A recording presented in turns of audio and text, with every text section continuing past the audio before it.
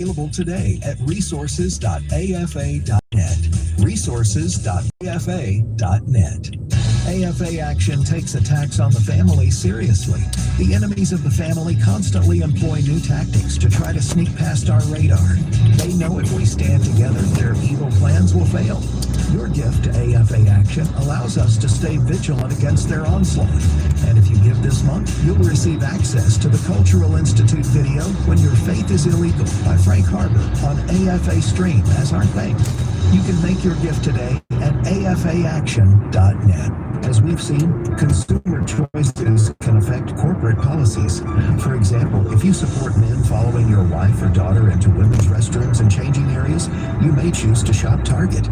But if you prefer a store where women can feel safe, you may choose to shop elsewhere. Target policy still allows men who identify as women into those places. So the AFA Target boycott continues. With enough informed choices, we can help Target return to better policies. Visit afa.net.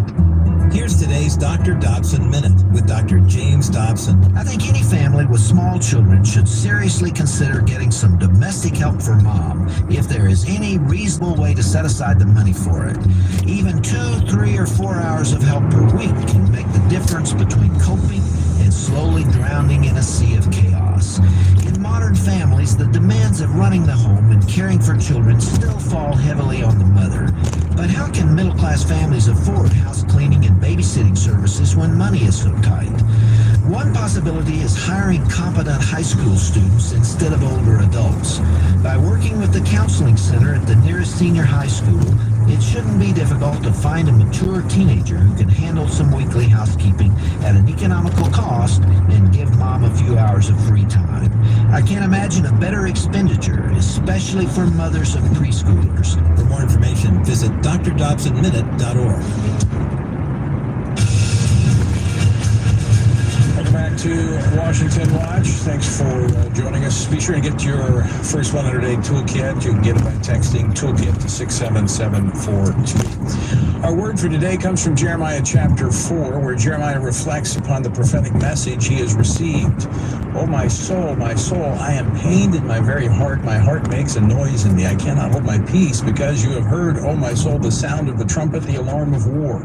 Destruction upon destruction is cried, for the whole land is plundered. Suddenly my tents are plundered and my curtain in a moment. So as followers of Christ, if we are following him and we are in his word, we will see the words of warning from the Lord unfolding right before our eyes. It is a burden to see, and it should grieve us to see the steady drumbeat of our nation marching toward destruction because of our rejection of God and his word. Understand the reality of hell as the coming judgment for all who do not repent. We should be motivated to issue the same warnings as Jeremiah. With passion, repent and return to the Lord. To find out more about our journey through the Bible, text Bible to 67742. That's Bible to 67742.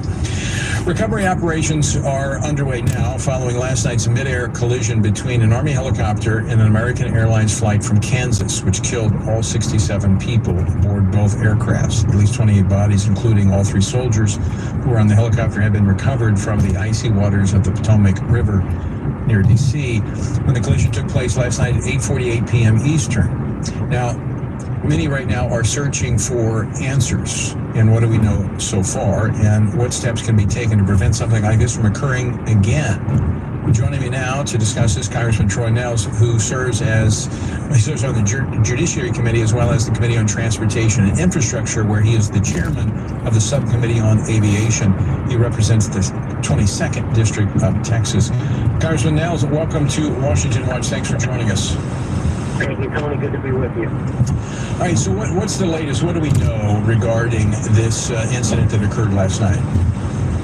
Well, we know that there are still recovery operations continuing. You know, you had 67 lives lost, and we need to make sure that we can account for each and every one of those individuals. We know that the NTSB, they've been on the ground within a few hours of this taking place last night. I believe they're up to almost 44 people or so from the NTSB is assisting first responders and others, but they will also be the lead investigative group in this crash. So we know that there are dive teams there. The FBI has sent their response team, their dive team there, trying to recover the black boxes.